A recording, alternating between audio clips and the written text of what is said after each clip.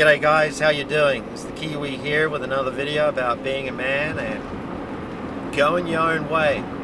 And this video is definitely it's kind of a shout out to all those guys out there that have just got themselves leveraged to the absolute hilt in regards to their whole financial world. And it's actually pretty interesting because, you know, I follow the markets, I follow all that sort of stuff, and I follow this shit like a hawk, okay? And the one thing that I've learned in my 26 years of living in the United States is that whenever there's a massive financial crash, the divorce rates spike and the suicide rate spikes with men. And the reason behind that is pretty freaking obvious. But here's the reality. While you're buried in financial chaos, buried in debt, and trying to support an old lady or a lifestyle or spending habits that just can't be supported, you're completely and utterly blind to what's going on around you. Or if you're not blind to it, you're absolutely living in a perpetual state of denial.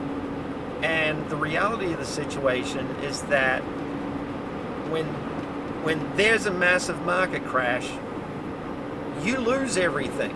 If you've leveraged the living shit out of your life, if you've pulled every cent out of your house to keep yourself going in a lifestyle that you feel that you're accustomed to, or you've leveraged yourself to pay off your old lady's spending habits. And see, I know people out there that actually do this. I did a video about this last year. I had a friend of mine, he's $600,000. He's leveraged his house to the tune of $600,000 over the last number of years to cover his old lady's spending habits, because he had his job change. He lost $100,000 a year in income. So guess what? Her spending habits, or their combined spending habits, didn't frickin' change. And every year he's got to keep on coming up with an extra $100,000. He's got to pull it out of his ass. So what does he do? He leverages the equity in his home. He had a freehold home before the crash of 2008. Now he's over $600,000 in the hole. Now, how many of you out there absolutely are in this exact same position? How many of you out there have leveraged yourself to the hilt to keep yourselves going in a lifestyle that you're accustomed to? And more so, leveraged yourself to keep paying off your old lady's spending habits?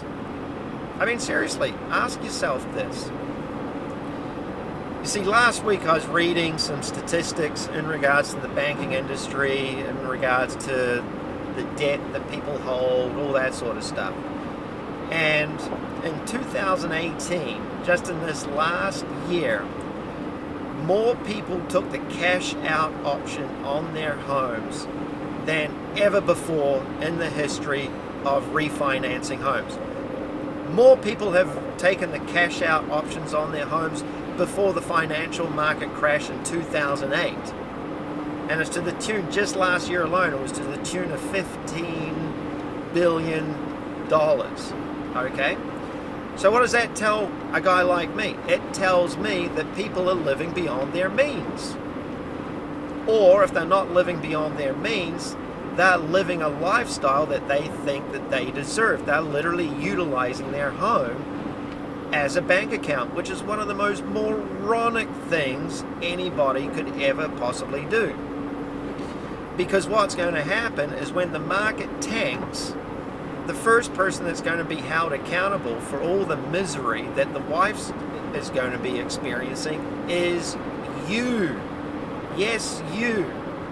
You, the supposed income earner, you are going to end up becoming the absolute bone of all contention. You're going to become the single biggest arsehole that's ever graced the face of the earth, because you can't keep your old lady in the fucking lifestyle that she's become accustomed to.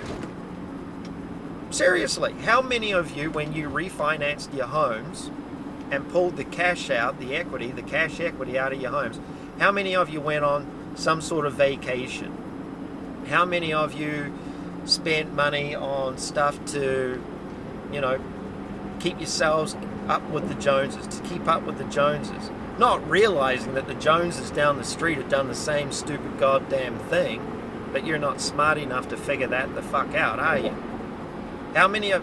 I got a good one, because I know people that have done this. How many of you, once you took the frickin' cash out option out on the home that you have been leveraging to frickin' God knows what, how many of you brought your old lady a new pair of boobs or got plastic surgery for her? Oh my God. You want to talk about spending money on a depreciating fucking asset? Oh, Jesus Christ. You are going to lose everything. When the market tanks, you will lose everything. And here's the amazing thing about it. You're also most probably the same person that once you leveraged the shit out of your home, you went and brought a new SUV, or you brought some sort of lifted, jacked up truck, or you brought a Can-Am RZR, a motorhome, and everything to go play in the desert with the boys. How many of you have been leveraging the living shit out of your home or out of your business? Even if your business has been making good money, how much of you have been leveraging the shit out of this stuff to suddenly live the lifestyle that you feel that you or your old lady deserve? There's millions of you out there, millions of you. And the reality is, and this is the funny part, this is the thing that cracks me up, because the majority of these guys are actually Generation X, my age group, okay? And they tend to be the dudes that are all tatted up, they've got their shaved heads. I don't shave my head, I'm just naturally freaking bald. I don't have any hair. These are the dudes that wander around that think they're alpha males, okay? That I'm an alpha dude. And the reality of the situation is the majority of them are beta male cockholes. Seriously.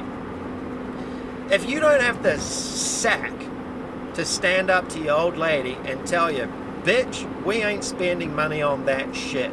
We're not pulling money out of the house. We're doing X, Y, and Z. If you don't have the sack to stand up to your old lady, you don't have the sack to deal with the impending doom that is coming down the pipeline at you. And let me tell you something. The carnage that you are facing in the next few years is going to be fucking horrific. And it's going to become so horrific that you're going to be left with one option.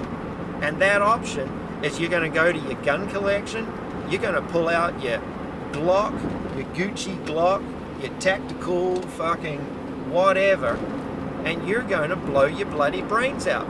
Because if you don't have the sack to stand up to your old lady, then you sure as hell don't have the sack to deal with the stupidity that you've brought upon yourself. That's all there is to it. I mean, plain and freaking simple. And it's incredible. I have seen this over and over and over again out here. And I see my generation, Generation X, doing the same shit over and over and over again. So if you're in this position, God's honest truth, you need to take a serious look at your life. And you need to look around you. And if you're in this situation and you realize you're fucked, you need to start making some changes. You really do. You need to just go, you know what, this is out of hand. And if you can't put your foot down with your old lady and tell her, we can't do this anymore, the best thing you can do is just, you know what, I'm out. F this stuff. Cut your losses while you're ahead of the frickin' ball game. I know some of you got married, you got kids, you got all that sort of stuff. But if you have an old lady that has out of control spending habits, and you've been spending all this money, leveraging the shit out of yourself to keep her in a lifestyle that she feels that she's accustomed to, Take a look around at the clothes in the wardrobes in your house. Take a look at the car that she's driving. If you are chronically in debt to this female, there is nothing but misery ahead for you. And this is historically proven fact. Just go back through the data of divorces after 2008.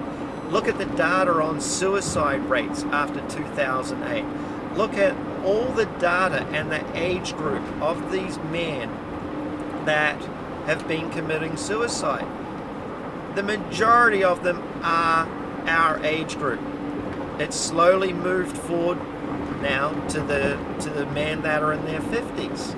The majority of men that are committing suicide more than any other group are men in their 50s. Well, with this next market crash, it's going to spike. Generation X is going to be blowing their heads off in mass proportion. But you can avoid this. And you can avoid it by actually facing the reality of the situation that you are currently in. I did it. I literally had to face the reality of the situation that I was living in 2003. I realized that my old lady had an unquenchable thirst that I couldn't meet. Okay? It didn't matter if I put $10,000, $100,000, or $1 million on the table a month. It wasn't fucking enough. So I pulled the pin. And yes, I went through misery for about 5 years, 10 years, but I thank God that I had some serious balls, and I grabbed hold of my balls, and I got through it. Yes, there were times I felt like I wanted to put a gun up the side of my head and blow my brains out, but I sucked it up, and I got through it. And I would rather help save a couple of bros out there than save a couple of fucking hoes. That's all there is to it. Alright? So anyway, that's my video. If you like the content, give it a thumbs up, pound the subscribe button, and I'll talk to you later. Take it easy, guys. Peace.